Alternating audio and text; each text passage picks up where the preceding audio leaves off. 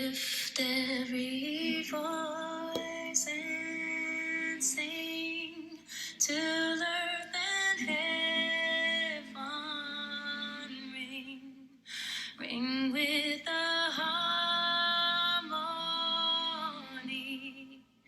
of liberty. Let our rejoicing rise high as the glistening skies. Let it resound loud as the rolling sea. We've learned that quiet isn't always peace, and the norms and notions of what just isn't always justice. These are the powerful words of Amanda Gorman's inauguration poem. Hello, everyone. My name is David Rivera, and I am so excited and proud to welcome you to our 2021 Black History Celebration. As one of the inaugural Diversity Fellows, Professor of Educational Leadership, and member of the Black and Latinx Faculty and Staff Association, we welcome you. Without each and every member, this would not be possible. Thank you, BLFSA. I am thrilled to be part of such an important endeavor at Queens College. Our theme, Sankofa, reminds us that in order to understand our present and ensure our future, we must know our past. Today, we welcome you to learn, be a part of our history beyond February. We look forward to an amazing program.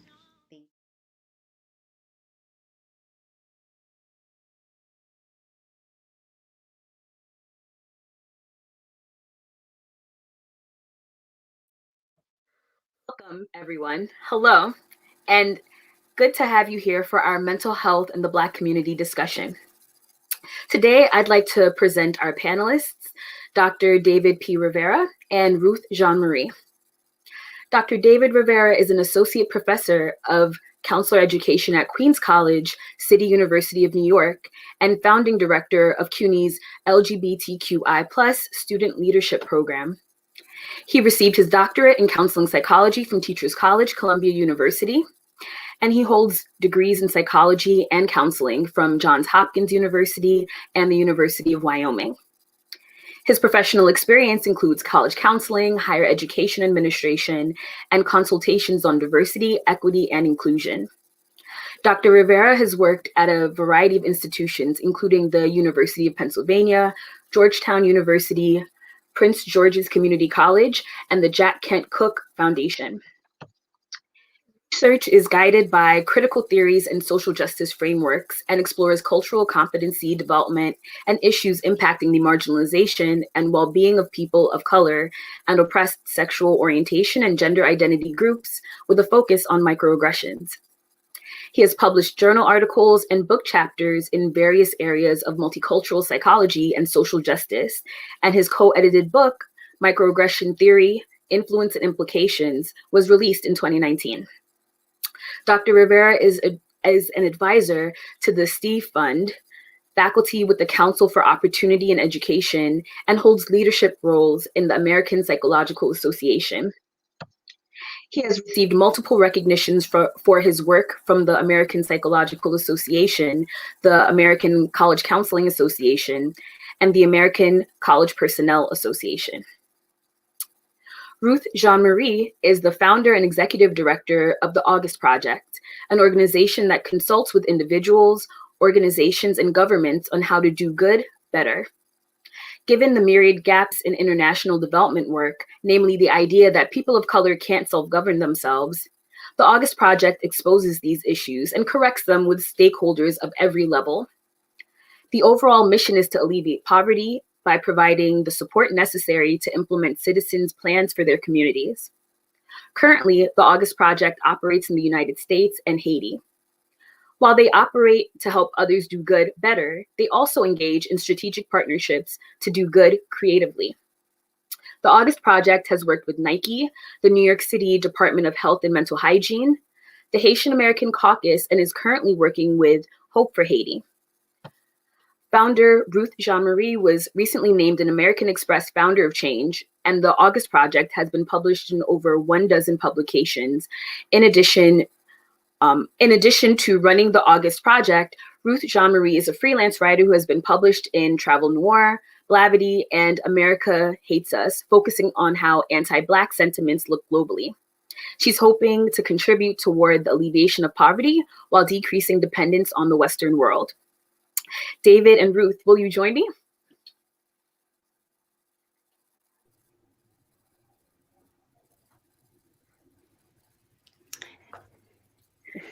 So great on paper. Thank you. You both are great on paper and also in person. And so I just want to thank you both for being here to talk about this really important topic, especially not only for this month, but just throughout everything. And so I figured as part of our conversation, we could really start just talking a little bit about the history. So we often speak about the Black community's mistrust of healthcare or mental health care systems. And historically, what have been some reasons for this cultural mistrust of these systems? Ruth, I guess if you want to get us started. Ooh, great question. First of all, thank you everyone for having me here. Sorry, Dr. Regis, Dr. Rivera, Queens College, thank you so much. I think that's a loaded question that we could probably spend the entire hour discussing, but the immediate things that come to mind is, of course, the story of how Black people got to the Americas and around the world, and its bondage. It's the belief that one is inferior by the basis of their skin color, right? So a lot of people will say, oh, it was capitalism, but ultimately they went to Africa for a specific reason. And the idea was that Black people can be used for brute force and labor and physicality, but nothing else. And that emotional space was missing, that mental space was missing, the need for compassion, the need for love, and all those things inform our existence around the world, not just the United States. So when you grab a people, you convince them of such, you've used God and spirituality to convince them of such, you use force and weapons to convince them as such. We are human beings, and those messages and that information is going to seep into us and inform our identity. And it's just passed on via media, via stories, via storytelling, via interactions with other people. So in terms of the story of the history, rather, of mental health, there's no divorcing it from slavery, anti-Black sentiment. And that's how it goes, right? And then now you have people who laud themselves more so on their physical prowess because we've associated that emotional state to weakness, but only for us. It's not weak when other people do it. And then we just fall into it and it becomes a self-fulfilling prophecy almost. Yeah. So a lot of my work centers and focuses on basically training and providing education for folks to become more culturally competent to work with a variety of people, including Black and African Americans in this country. And I always start by saying, there's no way that I can work with a Black American without acknowledging how Black folks got here, right? And not just acknowledging that, we're taught it so simplistically in the grade book, slavery, these ships, and that's literally all, right? But it doesn't go into what Ruth just shared. Like there were crimes against humanity, right, that were committed. And when you create a crime against humanity, that says a message about that person's humanity. And it was pretty much saying you're less than human. And so I start with that message, and that message pervades the healthcare system to this very day. It's the reason why the government thought that they could infect Black men with syphilis and let them live with it untreated, even though there were treatments for it. It's the reason why Black women to this very day report that their pain in the hospital is not believed by doctors, right? And so they're under-medicated and forced to live with this pain. And I honestly believe it has to do with that idea that Black people are less than human because of that, how they were treated by the folks that brought them over from the slave trade, right? I think that basic idea has not left us, and that we see example after example of that manifestation to this very day. Absolutely. Yeah, and I think part of what I'm hearing a lot of is just like the idea of divorcing. We're not divorced from slavery, and that it's something that's still pervasive. And I think, as you both were kind of giving some examples, I think sometimes the narrative can be, okay, so this is something that happened such a long time ago. Is this something that's still relevant for today? Like, I guess how, and I think, David, you started to mention this a little bit, like, how are we seeing some of these things today? So before we're talking about the syphilis and just all of these historic pieces. Yeah, how does that translate into today and that mistrust?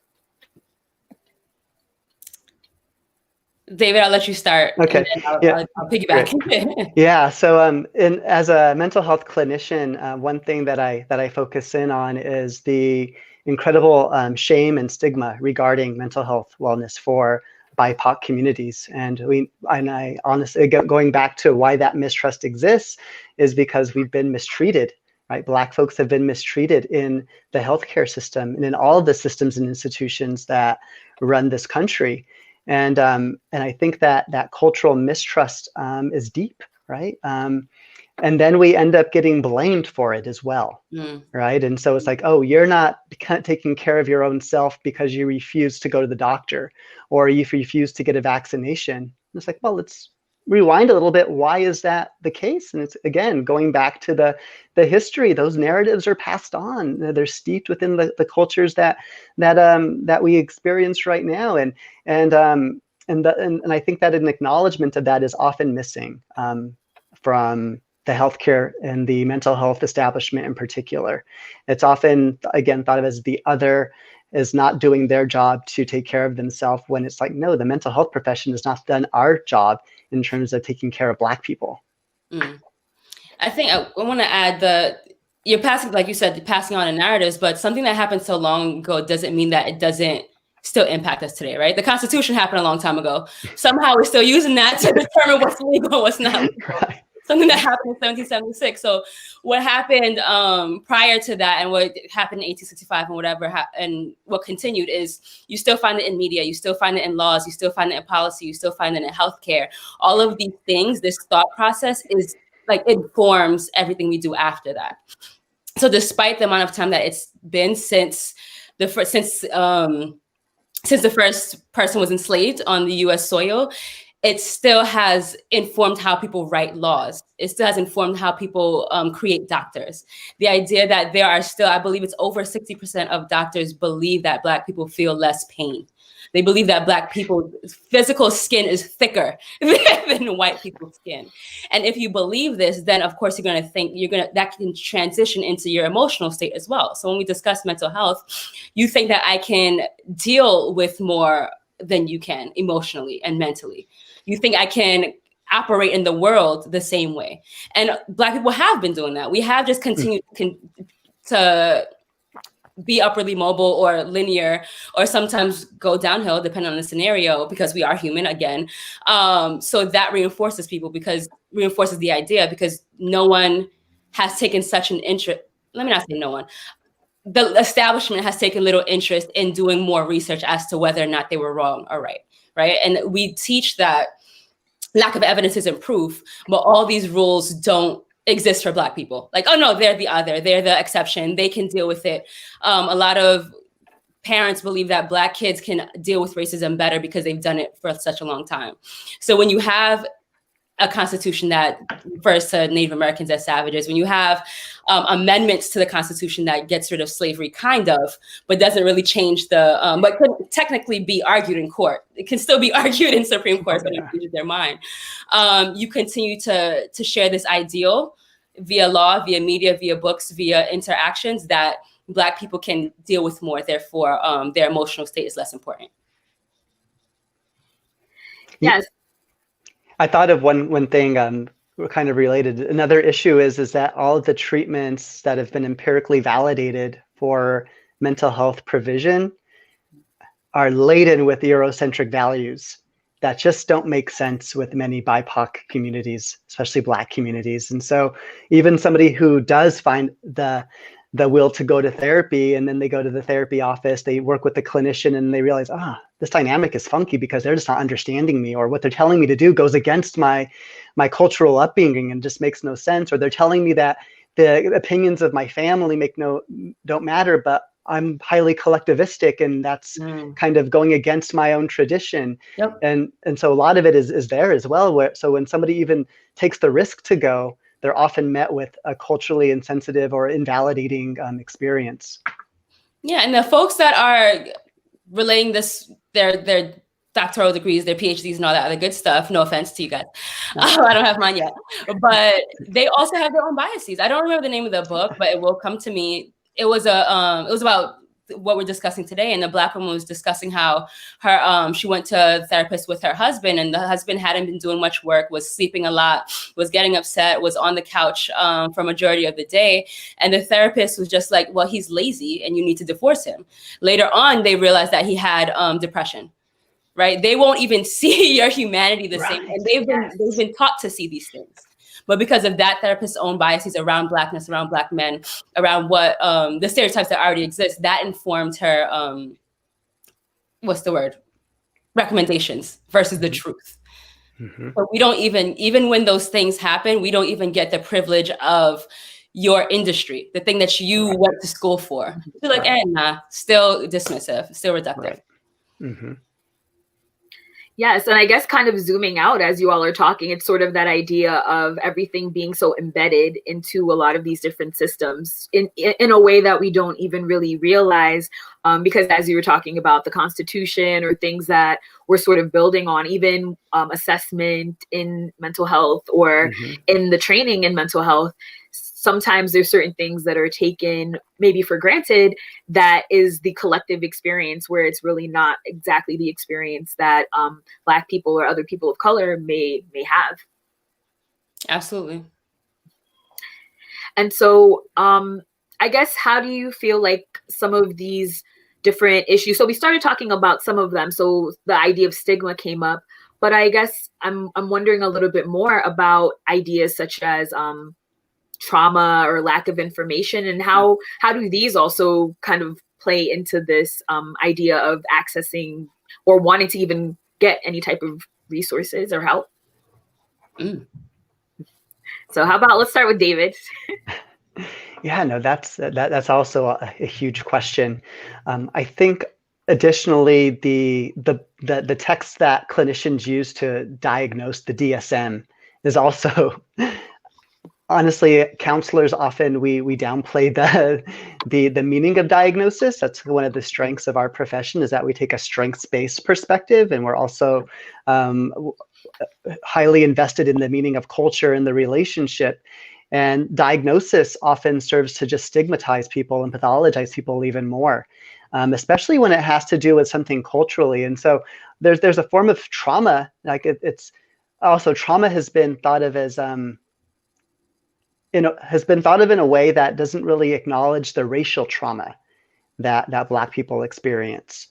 It can look very similar to PTSD in terms of symptomatology, but there isn't a label that's used consistently to qualify the racial traumatic experiences that Black people experience on a day-to-day basis. And it's kind of parsed out as these, maybe it's just microaggressions that you're reacting to, or something else, but that's a form of racial trauma, really, right? That's something that is really impacting the wellness of Black people, and our research on the relationship between racial microaggressions and wellness health outcomes is showing that connection. However, in the therapy room, it's not really honored in the same kind of way as it's being experienced. And so what often happens is that there's a further invalidation that people experience in the therapy room when they bring their stories of racial trauma.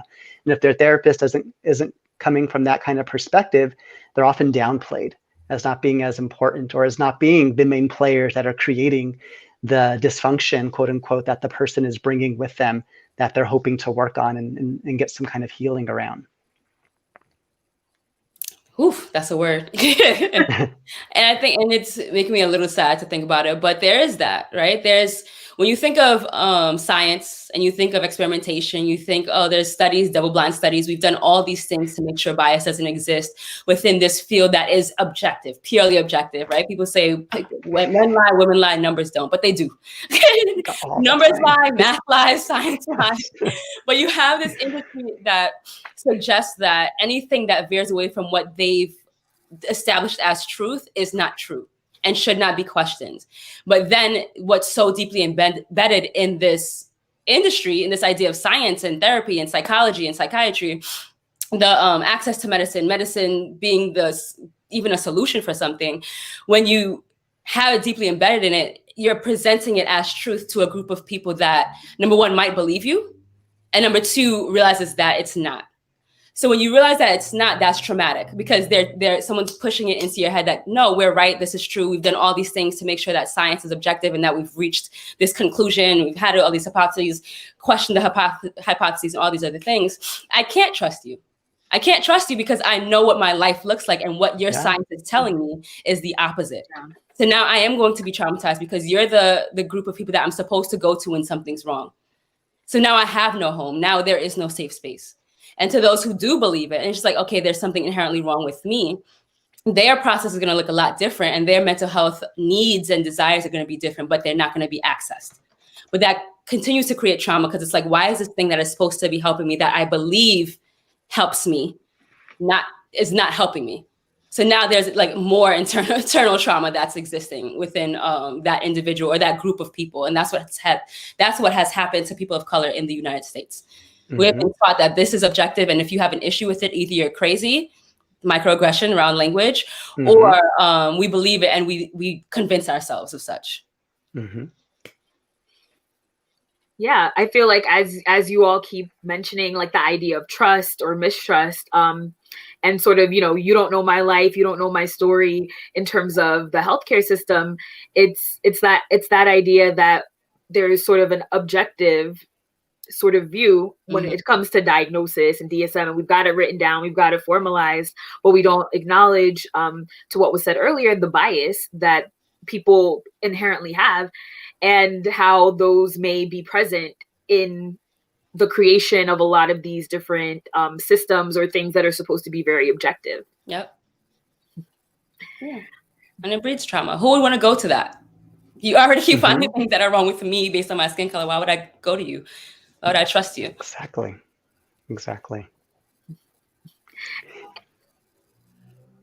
And I also wanted to bring up something so you all kind of kept mentioning microaggressions.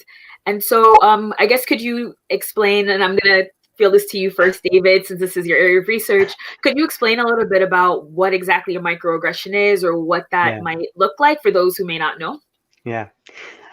More than likely, most folks know by now. You can just turn on a sitcom and hear the word. However, when I first started doing this work in 2006, that's when nobody knew about it. The initial microaggression terminology was coined by a Black psychiatrist, Chester Pierce, at Harvard. He's since passed away. We actually dedicated our last book to him, but he left us with such a gift, that language. And I'm just so thankful that other scholars, critical race scholars, have kept it alive, education, especially in the field of education. And then in psychology, we started to use it, and the term really took off. Really just, it's used to describe those very covert, quick instances of bias and discrimination that any marginalized person experiences on a regular basis. They can be consciously communicated, via behaviors, via verbalizations. They're also embedded in the environments around us. And I consider those to be some of the most insidious forms of microaggression, because you don't need somebody to interact with you to trigger them, right? All you need to be is in this environment. And now let's say that we were back on Queens College's campus, or any university's campus that's not an HBCU. If we look in the boardroom and we see who the presidents are, what color are they likely to be? White, right? And what gender? Men. If you don't happen to fit those and you're sitting in that room, are you going to feel like you're welcome there? Probably not. And if it's not conscious, there's some kind of subconscious unwelcoming that's going on, right? And so just by being in a space that's not acknowledging your culture, it's not acknowledging you as a person, where you're not seeing reflections of yourself in the people around you, that could be a form of environmental microaggression. In terms of Black Americans, that was one of the very first studies that I did on looking at the manifestation of microaggressions with my colleagues. And lots of themes kind of came through. One of the most striking, or the most commonly occurring one, is that of criminality, right? So the idea that all Black people are criminals. And this manifests in it's if anybody has any questions about that, they've not been plugged into any kind of media ever, not just this year, but in all the previous years. We see the police violence, that's the extreme form, but there are other insidious forms. We see how young Black girls are treated in the education system, who they are given harsher penalties than their peers from the very beginning, and Black boys as well. And what does that lead to, right? We know that there's the school to prison pipeline that just fosters. And so we start treating people as criminals from day one, right? Intellectual inferiority. We start ascribing lower intellectual ability to people. And in the classroom, this can manifest in professors racially ignoring Black students by not calling on them to contribute or spotlighting them. But the only reason that they're being spotlighted is because they want them to give the Black voice, right? And what do we know about that? We know that nobody can be an expert in their entire culture. I can tell you what it is for me, David Rivera, being Mexican-American Chicano, but I can't be the voice of all my people. But yet we expect Black students in the classroom to carry that additional burden and weight. I feel like I'm talking too long, but those are some of the common examples of microaggressions that still pervade the system, and they pervade in so many different ways. Like even that description of intelligence is probably what fosters those glass ceilings that still keep people of color and Black people from reaching the C-suite or the higher levels of administration. Any system we can look at, we're going to see those disparities, and I highly believe that microaggressions aren't the cause, structural racism is, but microaggressions are the glue that keep these structures together. A word. And you're not speaking too much. I'm learning so much from you, and I'm actually enjoying it. So talk as much as you want. I'm speaking on behalf of myself. I'm assuming Dr. Regis thinks the same. Yes. David has said it all. It is absolutely the glue that maintains it. And because they are micro, despite the fact that they have macro implications and impacts, it's hard to fight. Right? We've all had that person who had like that passive aggressive thing to say, but once you respond, you're deemed the aggressor, right? If they're like, oh, you're here on time today. It's like, that's not really something you can respond to unless you sound a lot like a very passionate sort of assertion, right? If you call them out on it, you automatically become the aggressor. And that's not a bill that many Black people can take, right? That's already our purview. That's already our stereotype. That's already the prototypical Black person. So we discuss, David mentioned a few interesting things that I want to touch upon. We discuss Black girls and Black boys, but we deem them women and men at such a young age. And we teach them that they know better, right? So when Black girls are being penalized at harsher rates, it's because there's this assumption that they know better, that somehow their brain, and it's the most contradictory stereotype anyway. Like, we're intellectually inferior, but when it comes to punishment, we're somehow adultified. Like, what happens to us being children and infantilized, right? And there's clearly no real space to just actually be. So when you're taught from a young age via academic spaces, with specific regard to this example, that you should have known not to respond, and you're 5 years old, you should have known. And there are adults, authorities, passing on these traditions that I could care less about, but there are authorities that are passing on these traditions. There are judges, there are lawyers that are saying, well, this boy, he's 8, this man did this, and are treating them as such. You internalize that. It's maintained. These are the microaggressions. And you go into those spaces of academia or law, and as David said, like, you see everyone else that does not look like you. And the position you're in is one of a lower class. You're not the superior oftentimes. You're not the judge, you're not the lawyer, you're not the teacher, you're not the professor, you're not the doctor in the room. You are already taught to adhere to authority, so they have to know what they're talking about, right? And how do you fight against that? Who's validating your doubts? You're constantly being reminded that you are the one that is wrong, even though everyone else is wrong. That was really heavy right there. It kind of just sat with me for a moment. Yeah. Especially because then these racial microaggressions have effects, right? And I guess what might some of those effects look like for people just dealing with that on a day-to-day basis? Oh, the effects are wide.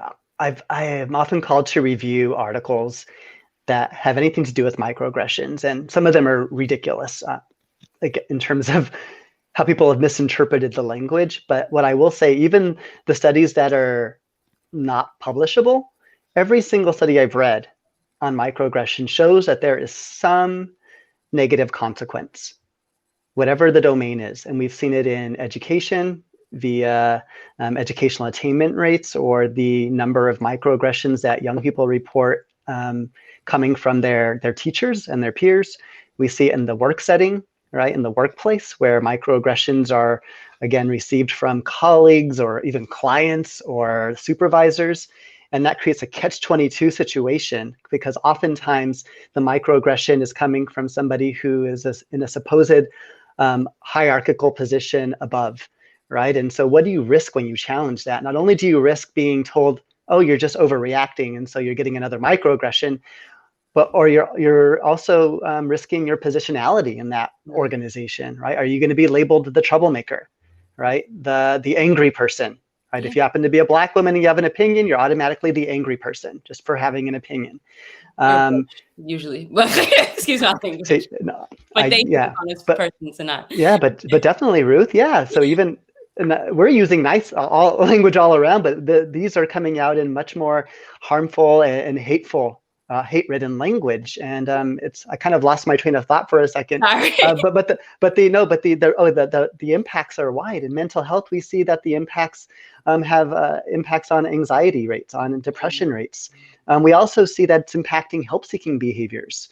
One study showed that for college students in particular, the more microaggressions that they experienced in their college environment, the less likely they were to seek help from that environment vis-a-vis the counseling center, right? And so we can have great interventions for our students on campus, but if they're experiencing the campus to be a harmful cultural climate for them, they're not going to go and seek help there.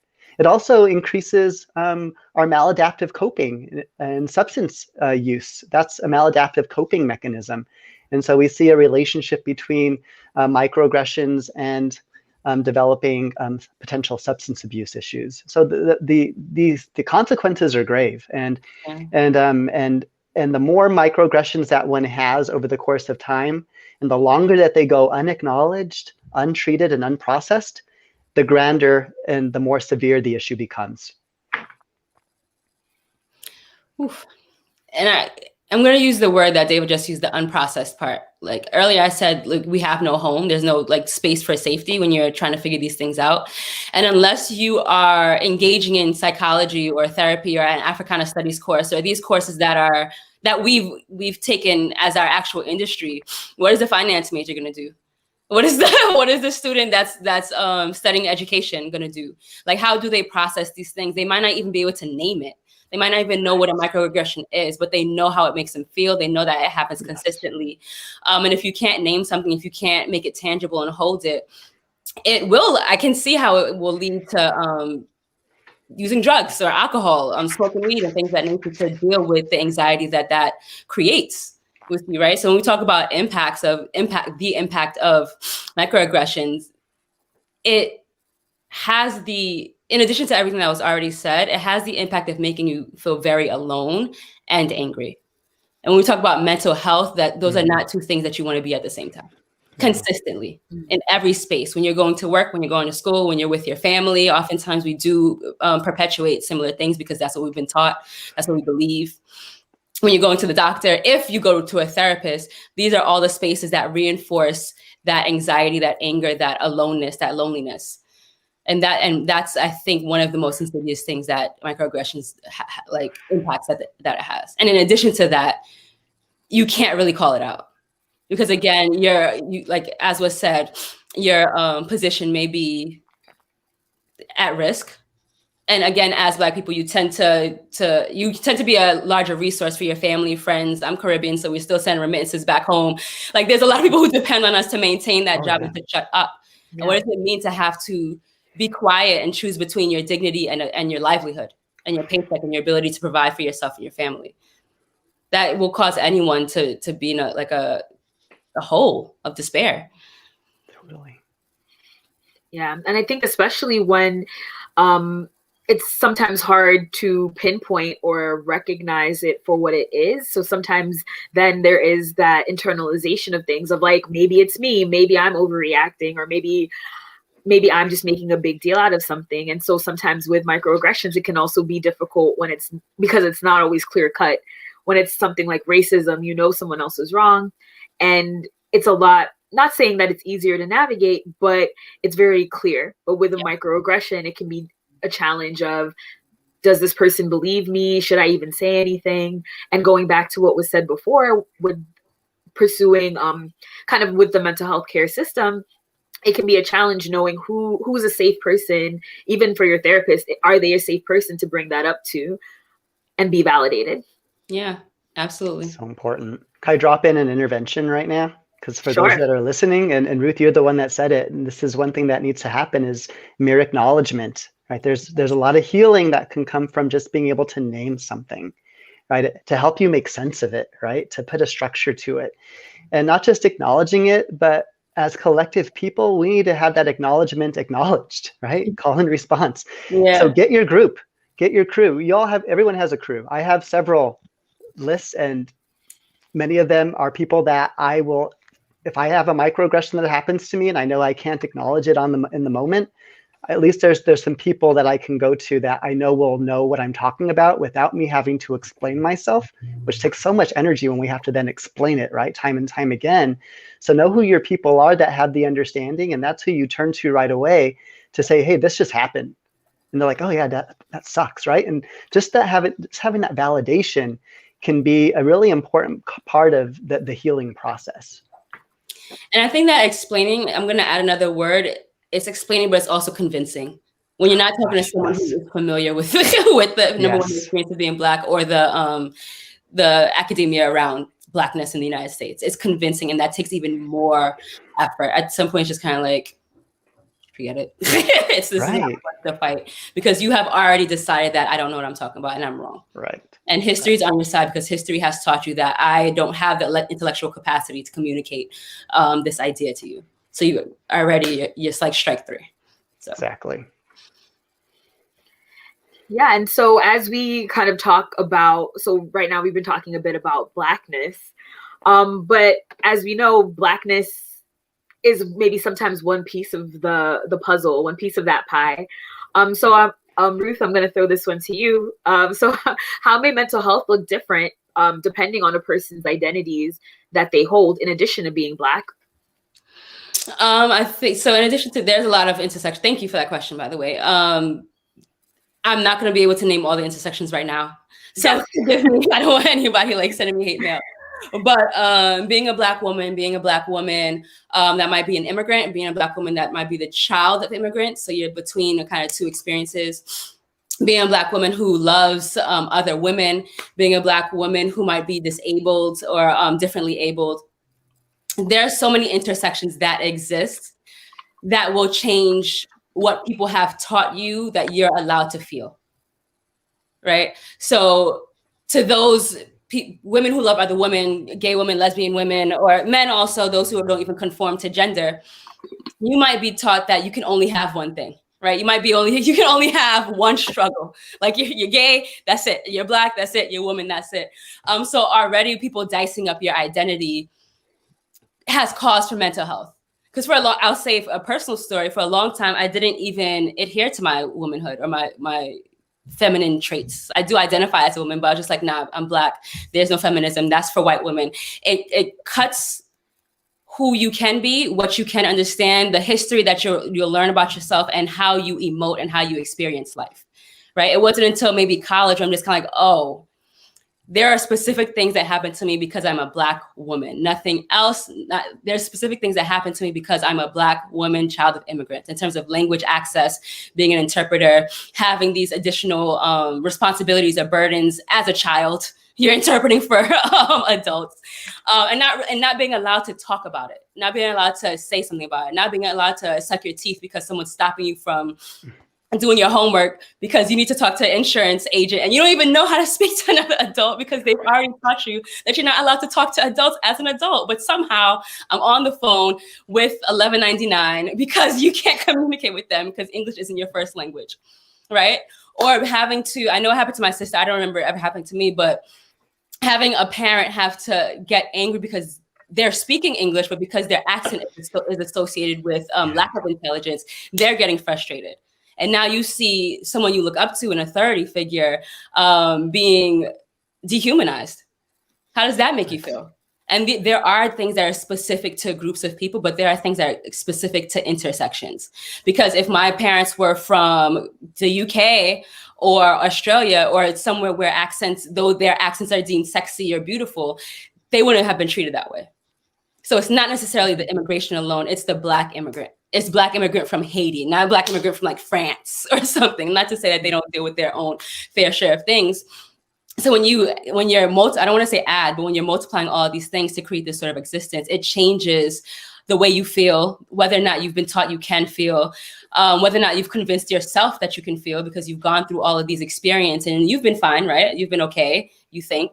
But also what you believe you deserve in terms of emotionality.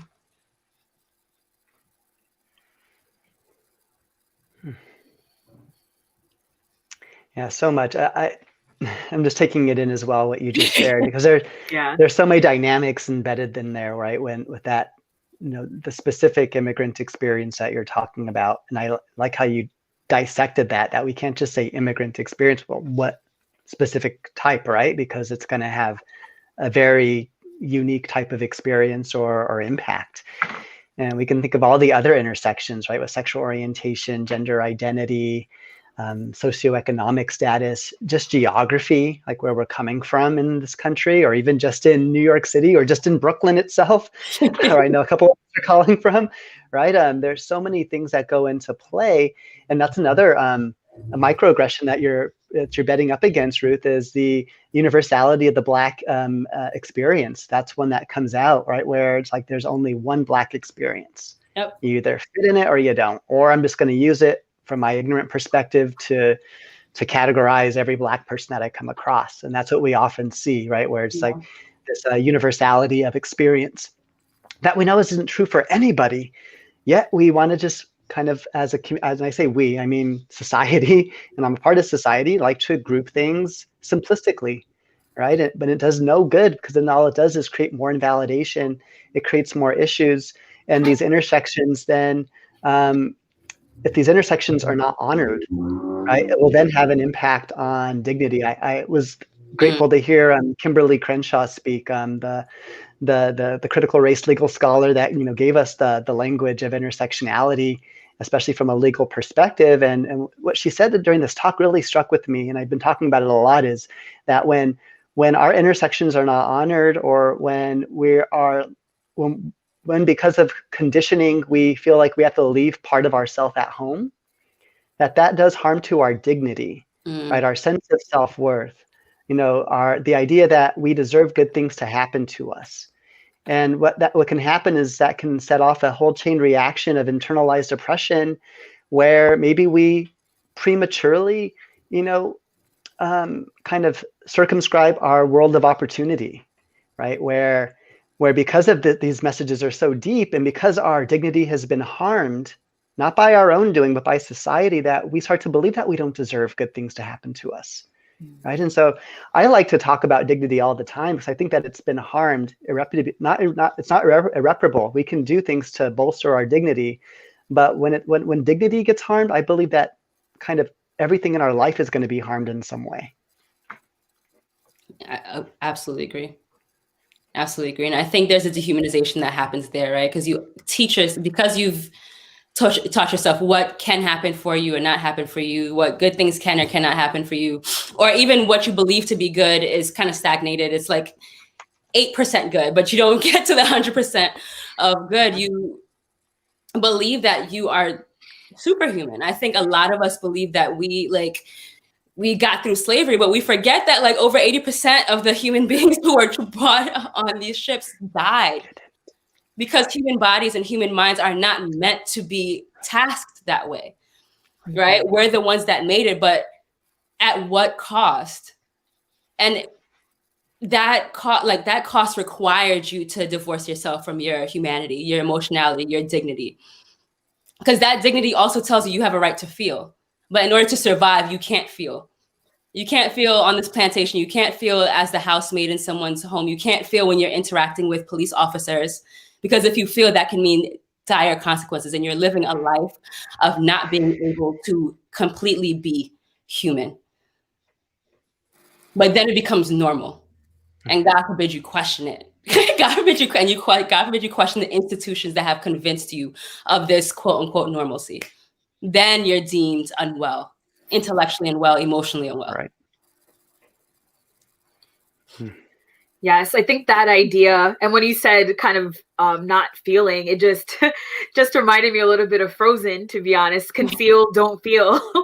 But it really reminded me of that, because it's sort of that idea of, you know, needing to just kind of hide who you are, and even sometimes on some level hiding it from yourself. Like it's not even that you're acknowledging it to yourself and you're just choosing not to show it to others, how you feel, or the experiences that you've had, but at a certain point, there is that disconnect even within yourself, like internally, just around those experiences. And I also want to go back to something that you all were mentioning, just that idea of the one Black experience, and how that can be something that it just reminds me, particularly with this month being Black History Month, sometimes being that singular Black kid in the class.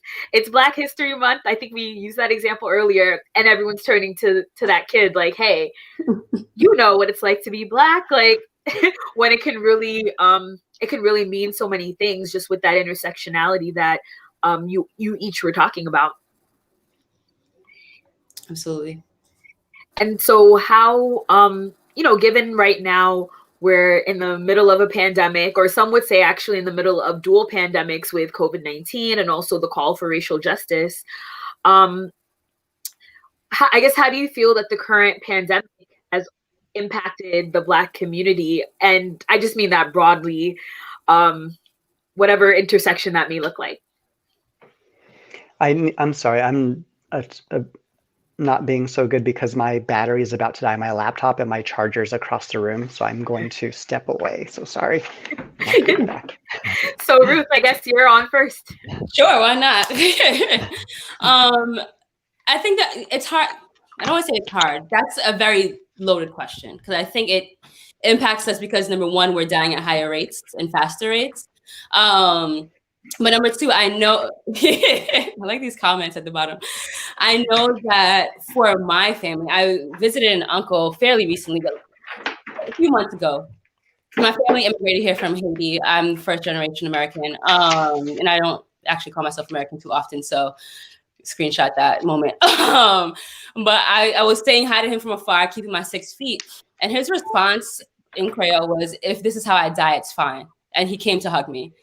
And I have a mother who, I won't say her age, but she's lived several decades plus some, who has never lived alone until a couple years ago.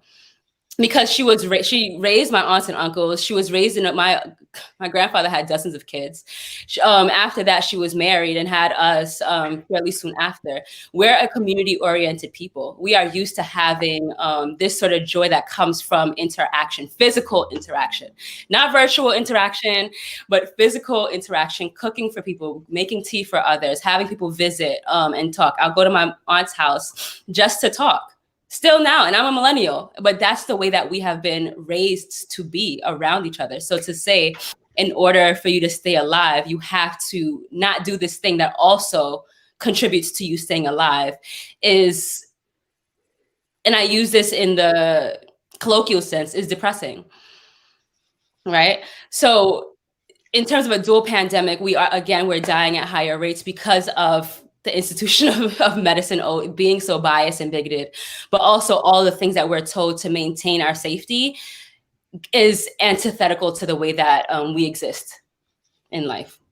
And then when we talk about it, or we try to have a party of maybe 10 or maybe a little bit more, it's dismissed and reduced as that we're just doing it for fun or we don't care. But I do truly believe that we need others in order to live a full life. I think added to that is who gets punished when they are having those gatherings.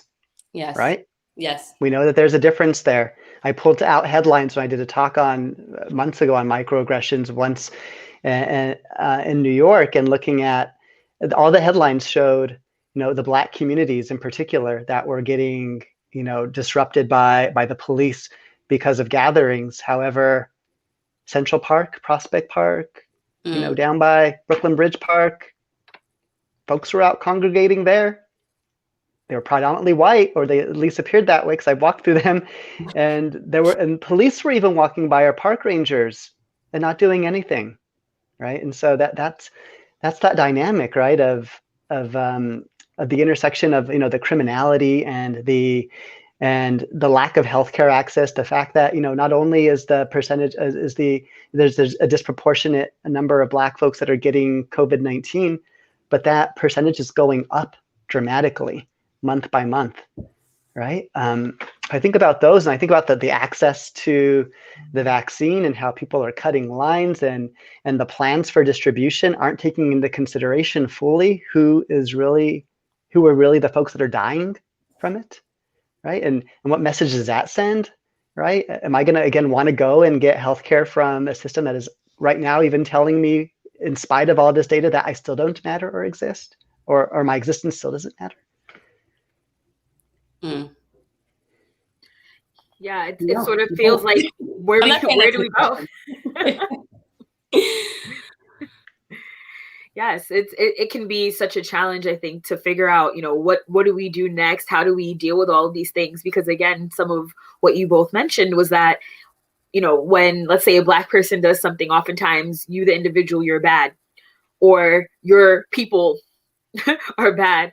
I should say your people are bad. Whereas if an individual person who's maybe not a person of color does something, it's like just on them, and it's not made as more of a collective judgment or assumption.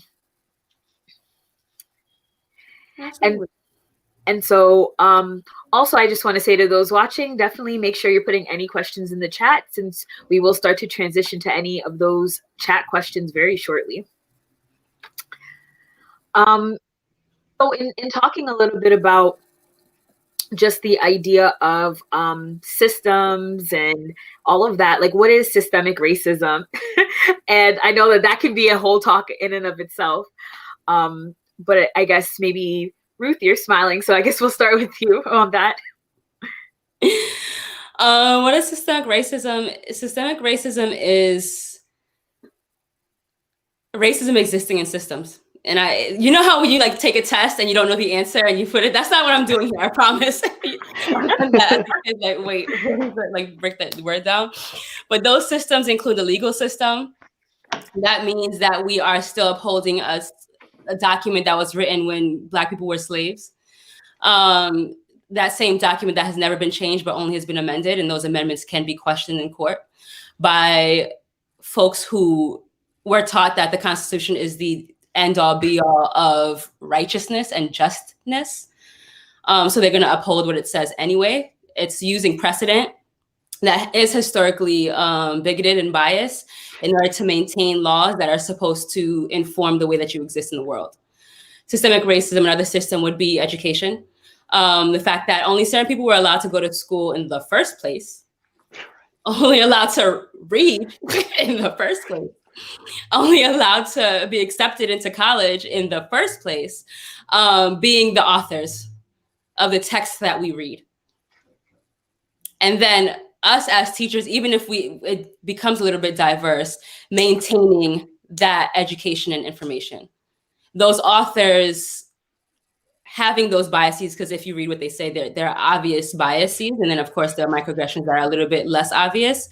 But saying that, hey, you must get an education, but it has to be this one where you were historically removed from, right? Another system might be criminal, right? There's a relationship between law and crime, but it's saying that Black boys are going to be tried as men and white boys are going to be tried as boys because they get to have their innocence. And it's backed up by these systems. And every system that you engage in, even when it comes to public transit, when it comes to every single system that has been built out is racist. And that racism looks different depending on which system, but obviously there are intersections and a relationship between those systems as well. So that's that. Yeah, I'll just add that, and because of that, racism is normalized. So critical race theory will tell us as one of the very basic assumptions is that because of how insidiously interwoven it is in all these systems, systems, it's become, that's another one, it's become normalized. And so racism is normalized, right? I often think about it as it's the silent opportunity killer. Because of how insidiously these are interwoven in all the systems, and because it's like, oh, this is the law, this is the Constitution, right? This is what the law dictates.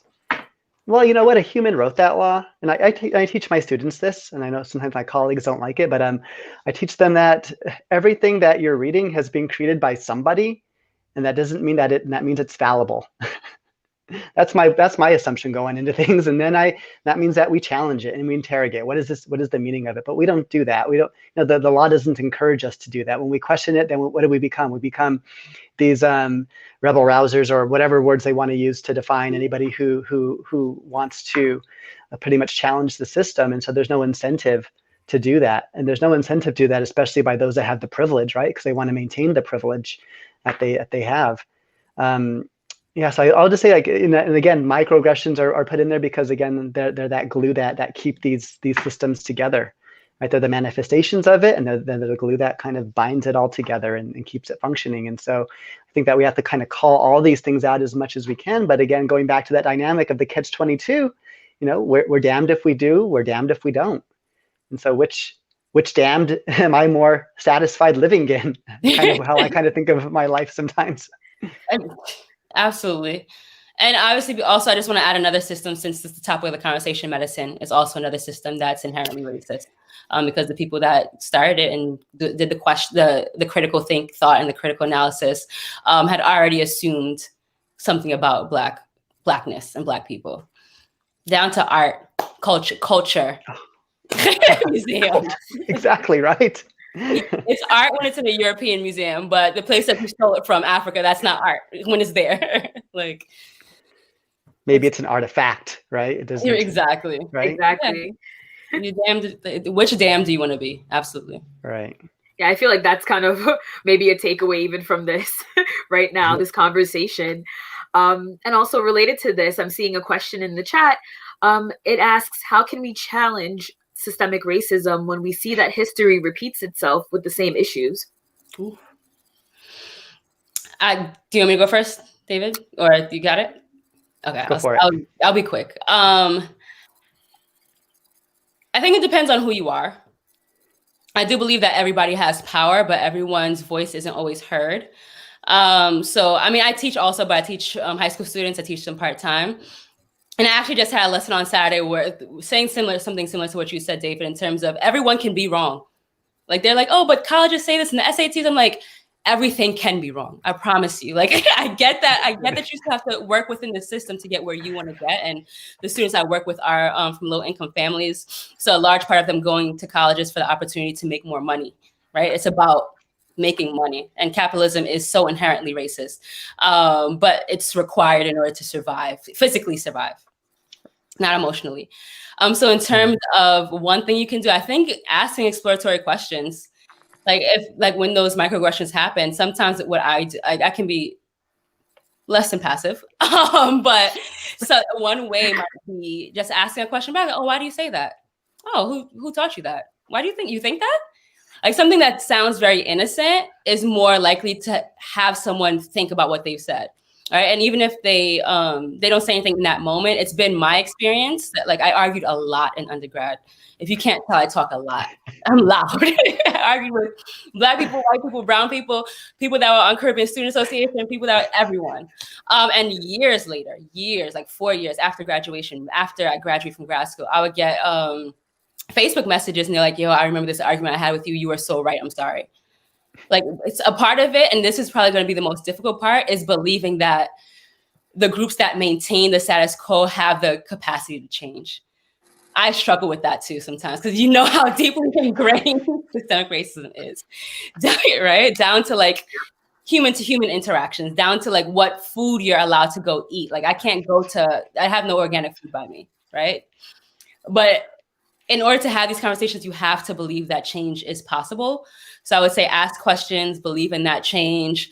I've sent people book lists, link lists, the clothes that you wear may be able to communicate a message. There are so many ways.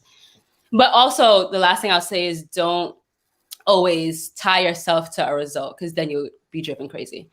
Don't say this is what I'm going to do today and this person no longer going to be racist. You don't have that individual power. We have that collective power. But wanting to change people immediately is going to drive you to an unwell state. Mm-hmm. What I share is for anybody who is not Black listening to this, and it requires anybody who's not Black to interrogate their own anti-Blackness, because we all have it, right? That's something that I have to engage with on a regular basis. I'm thankful to belong to a professional community that forcefully, like we started having these conversations as counseling psychologists who were dedicated to social justice. And so I was helping to lead a group of counseling psychologists who are POC identified, who are not Black, but other POC, who need to interrogate our own anti-Blackness. I think for all too long, we've been too comfortable with these labels of people of color.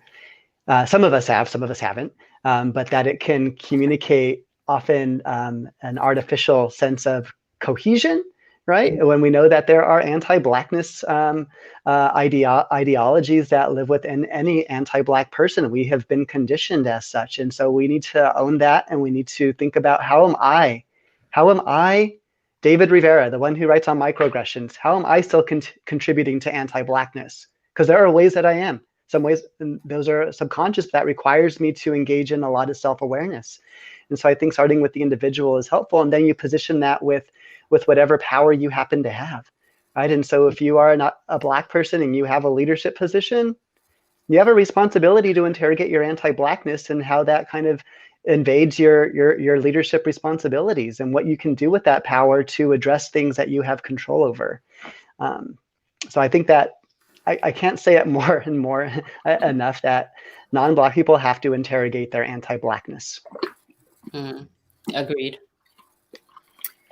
Yes, and I think that in and of itself is a hard process. I think to really have that self-awareness, or even surrounding yourselves with others who may kind of call you out on that. And when I say others, it can be people who look like you, or maybe even people who don't necessarily look like you. So another question, kind of a follow-up question, was how do you challenge racial stereotypes without offending so that it doesn't affect different aspects of life? How do you challenge racial stereotypes without offending? So I can take a stab. So from the microaggression literature, my mentor, Daryl Dwing-Sue, and his current research team came up with a 4-step process for addressing microaggressions. And I find that it's helpful in a lot of situations where racial stereotypes or bias are either being projected towards you, or you're the kind of bystander, and kind of probably still getting some, of the bystander impact, right? That what do we call it? The term. Oh, sorry, there's a specific term. But what we can do is, first and foremost, is to express some kind of disagreement. And oftentimes we don't have the words, or we have a hard time finding words, but nonverbals communicate more than words. About 85% of our communication is nonverbal. So use your nonverbals. If it means crossing your arms and doing this, that sends a message to that person that wasn't right, right? And you don't even have to communicate everything, but sending that message that this wasn't right. And then we can then go into the educating about what wasn't right about it, right? And it can start with, this is how it made me feel. So having a feelings conversation as opposed to a you are racist conversation might be a bit more effective. But when we start pointing fingers, it was probably a racist thing, right? But if I started right away with saying you're racist, that person's not going to hear anything, right? And they very well are racist, but how am I going to have an effective conversation if I start there? but they need to know the impact that it had on me or whoever is communicating it.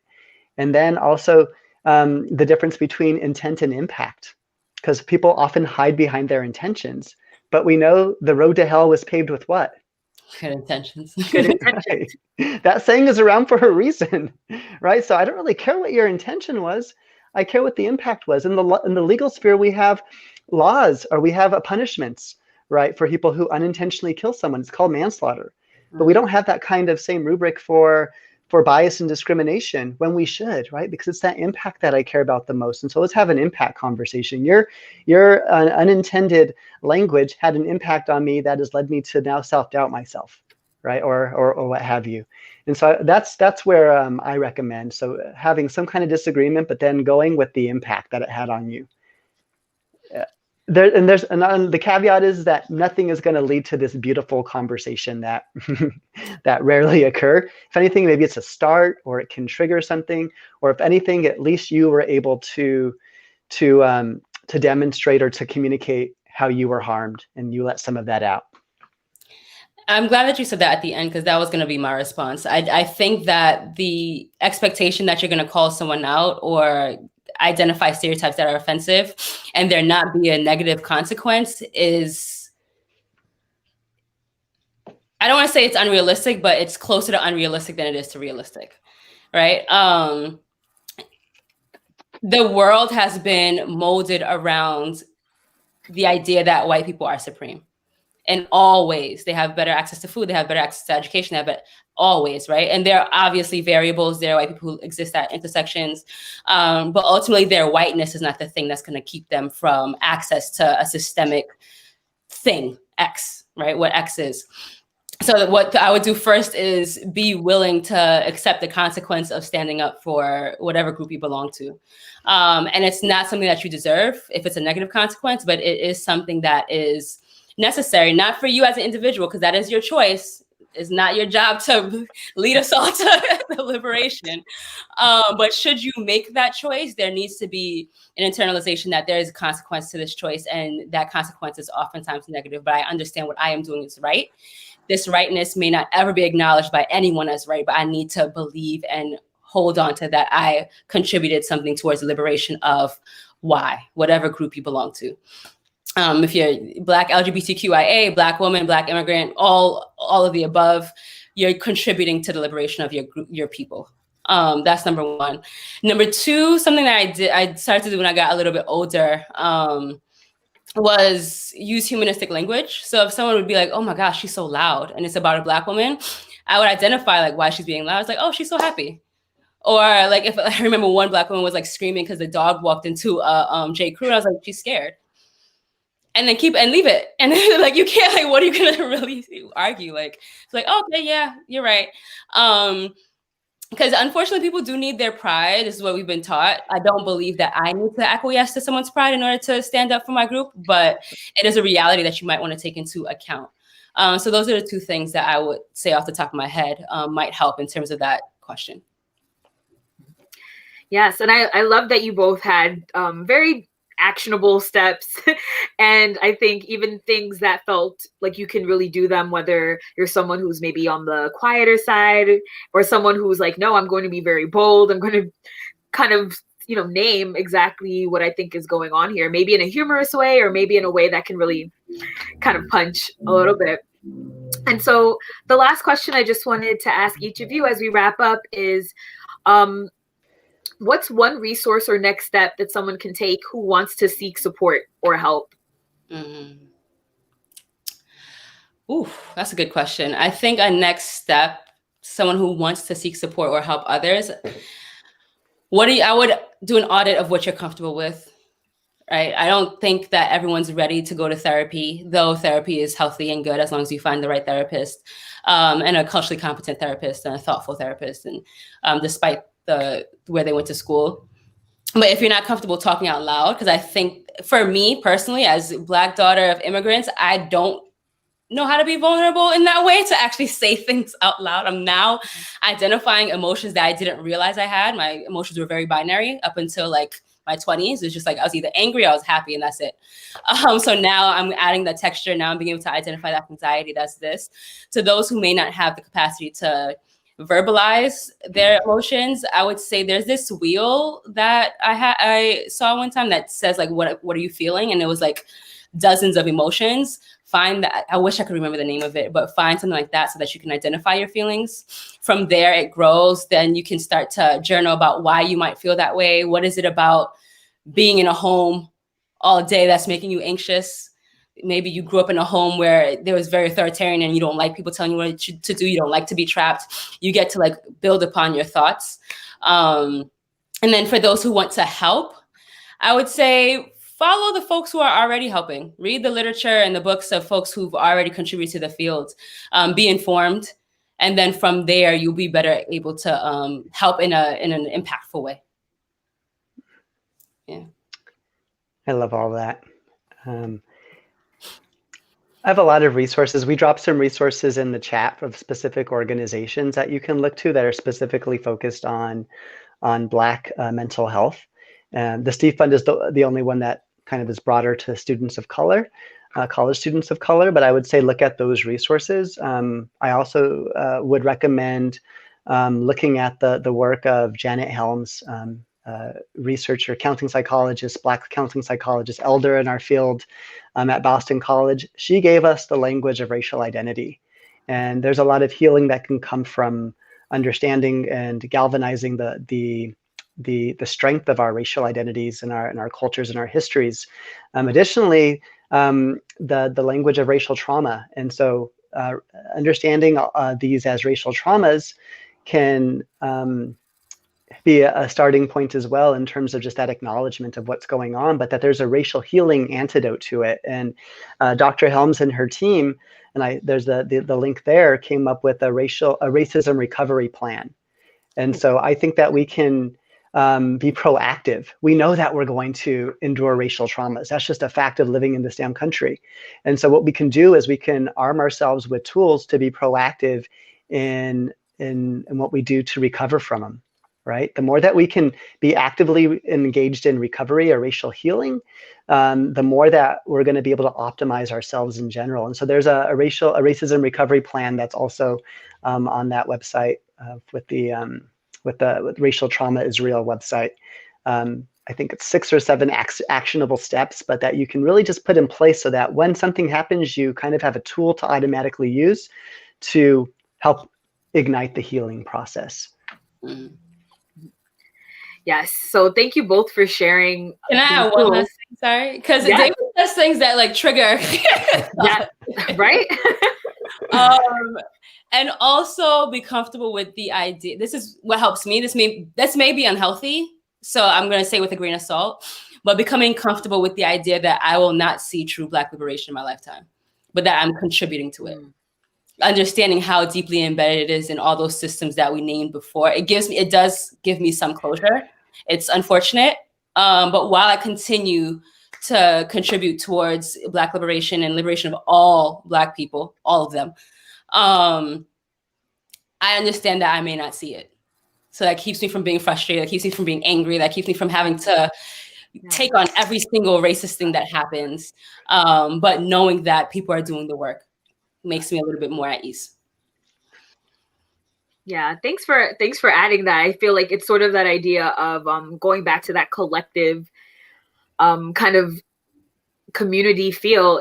It's important that we realize sometimes that it's not all just on our shoulders, but that we're maybe carrying the torch. So even we're carrying it to one leg or one lap of the race, but we're still continuing what was started maybe generations before us and what will continue for generations after us. And I really appreciate both of you really, taking some time to dive a little bit. And I know we could talk even more about so much of this.